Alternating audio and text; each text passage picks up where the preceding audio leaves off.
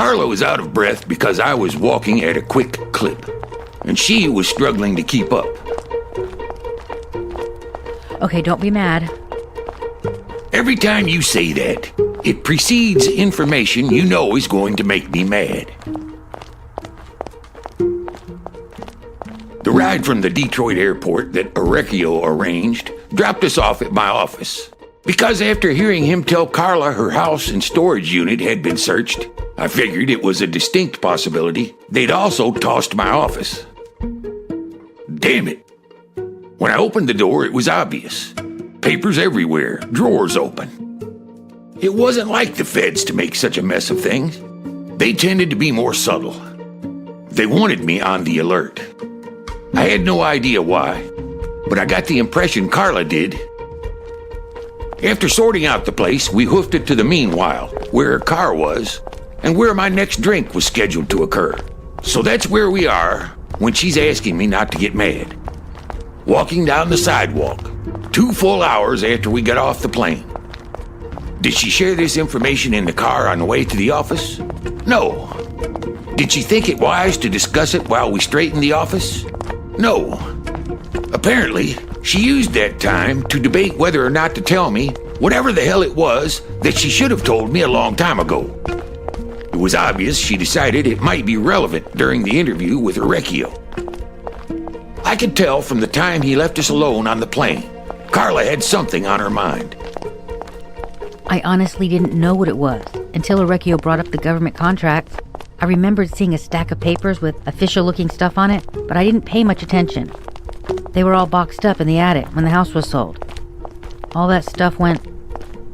She'd been walking with her head down and crashed into my chest when I stopped and turned around. Went where? I had a hold of her shoulders to keep her from stumbling backwards. My mother, she has them.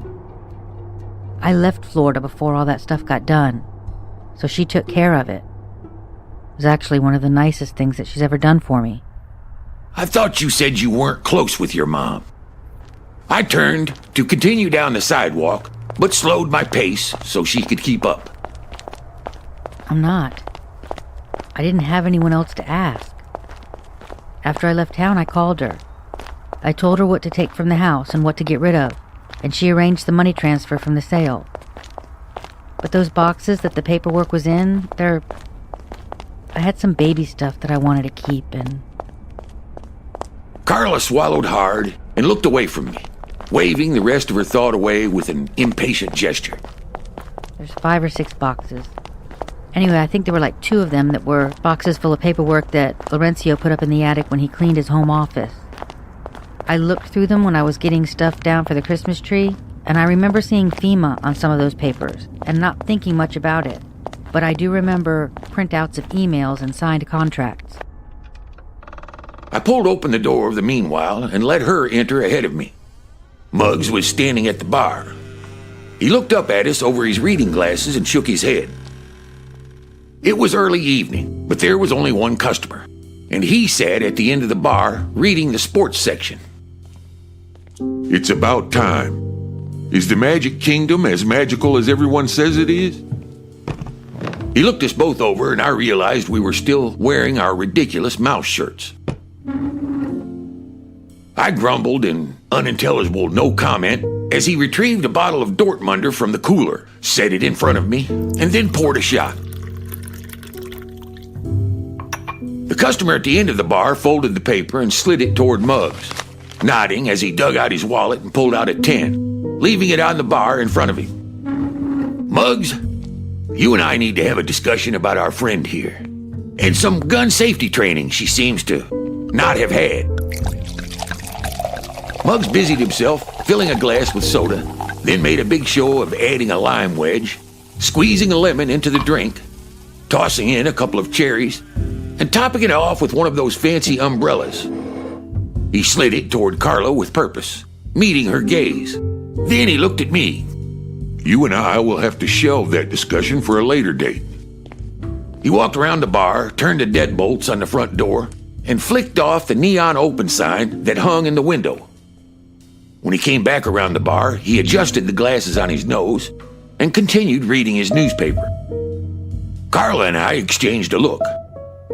I downed the shot. Taking a night off? Muggs lifted the bottle and refilled it without looking up from his paper. That lawyer who hired you to find the ex, is she kind of cafe au lait with dangerous curves and a matching attitude? Carla swallowed the mouthful of cherries she'd been consuming. Mercy came here. Twice. Again, Muggs spoke without looking up. Then he slid the newspaper in front of me and looked up at Carla. You sure do drag a lot of clouds around with you, Sunshine. The story was buried on page 6 of the Detroit Free Press, but it appeared the AP had picked up on the Everglades search. Not much info, other than authorities being pretty sure they'd located the remains of Laurencio Rios, along with a description of his hideout. Below it was a 5-paragraph recap of the Lucy Rios case, written by Dell Simons. No mention of the embezzlement. Carla and I had worked with Dell on a previous case, and clearly he'd recognized her from the picture of Lucy Rios the paper ran with the story. When I started to pat down my pockets and came up empty, Muggs bent down, pulled my wallet and cell phone from behind the bar, and set them in front of me. Then he tugged out Carla's purse and plunked it down in front of her. He eyed her with grudging disapproval. Don't look at me like that, Muggs. I told him everything. Good, because I don't like being in the middle of this shit. I'm sorry. I shouldn't have asked you to hide the money. Not talking about that, Carla. I'm talking about this. He pointed 2 fingers at us. I'm only going to say this once, and it goes for both of you. In future, don't either of you ask me to keep information from the other. It gives me heartburn. Carla crossed her heart, then stood on the footrail attached to the bar and leaned in to land a peck on Muggs' cheek. Promise. I dialed a number, and when he answered, I jumped right in. Dell, working late, huh? Muggs and Carla watched me as I listened to the man on the other end. When he started peppering me with questions, I interrupted. Just listen, Dell, because I have a couple of other things to deal with right now. You think you could hold off on playing Clark Kent long enough for us to wrap this up on our end? It'll buy you an exclusive interview. If you don't, the interviewee might not be alive to answer any questions. Dell's a journalist. I knew he'd do what he needed to do to get the story, but I also knew he was smart enough to make a deal if it benefited him. I promised to call him the next day and hung up. Then I looked at Muggs. What did our not-so-friendly lawyer with the dangerous curves want? Wanted to know where you two were. Told her I had no idea. She came back yesterday, brought a suit with her. They both had a burger, but didn't speak to me. I'm guessing she was waiting for one of you to show up.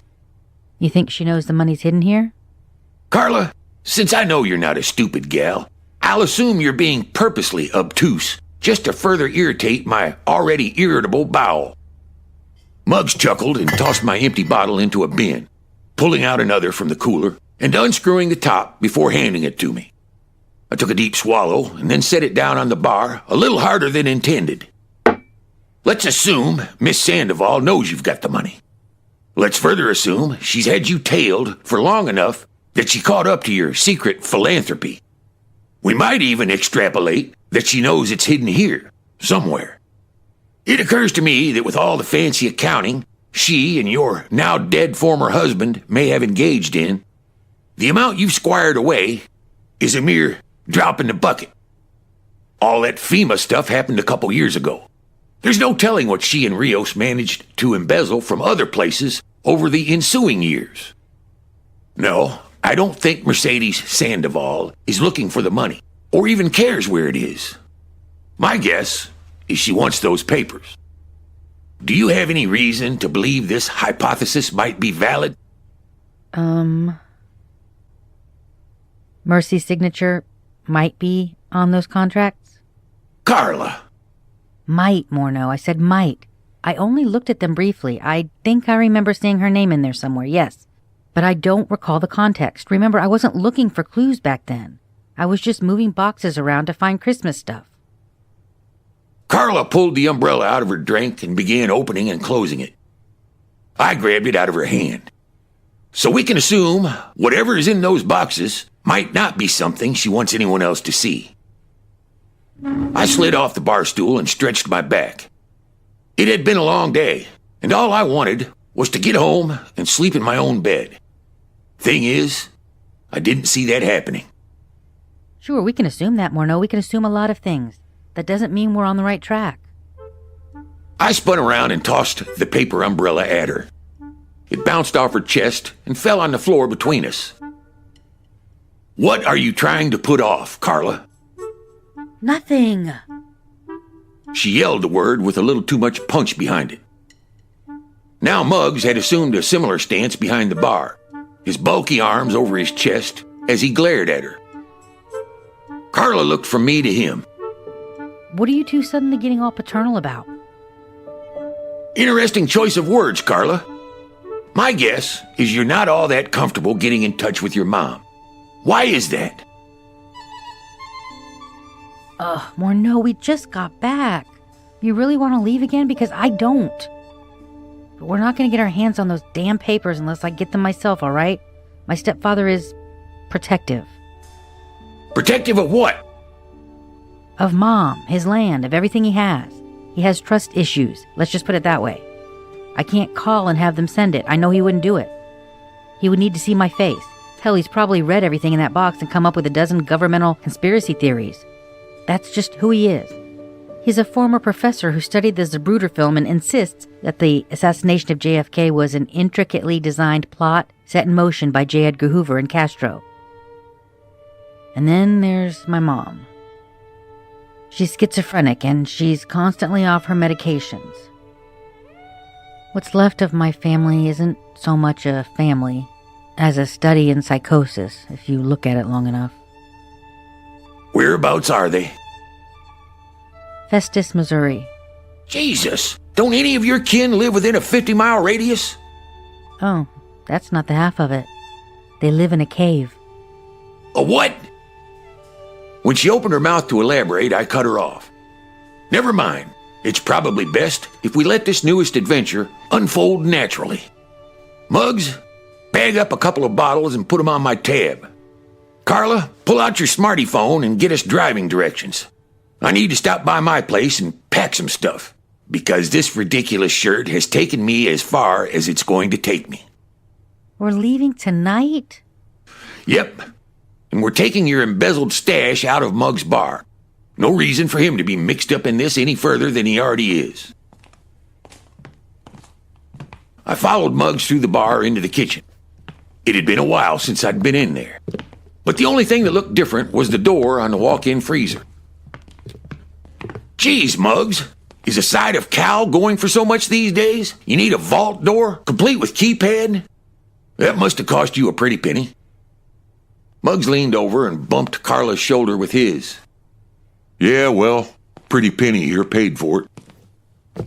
Yeah, it's amazing how quick you can get shit done when you're paying cash. Muggs punched a code into the keypad, and a little click preceded him pulling the lever down and opening the door.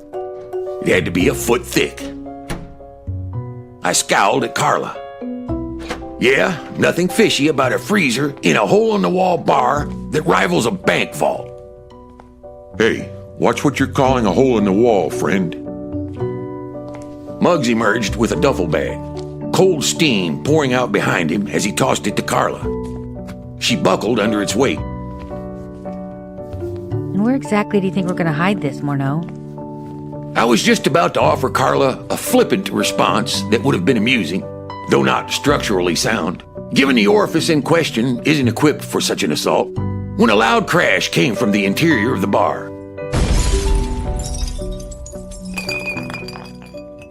We entered to find the front window with a hole in it, and the Molotov cocktail sliding across the wood floor, leaving a line of flames in its wake.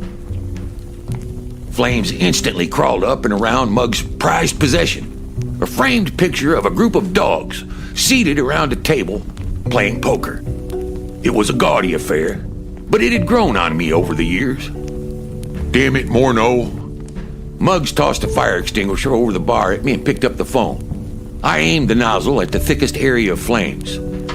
Hey, this one's not mine. It's all her. I jerked my head in Carla's direction as Muggs gave the 911 operator the information. Carla slung the strap of the duffel bag over one shoulder, pushed it around to rest on her back, and grabbed a second extinguisher Muggs retrieved from the back room while simultaneously speaking into the phone tucked between his chin and shoulder and watching his tasteless masterpiece go up in flames. So, you're guessing this isn't a coincidence? No, Carla. I think it's safe to say it's a gratuitous detail meant to remind us that we have something someone else wants. Once the bulk of the fire was taken care of, I grabbed the bag from Carla and handed Muggs the extinguisher. We're gonna sneak out the back when the cops get here. There's a good chance someone's out there watching her car, and we're gonna have to lose them.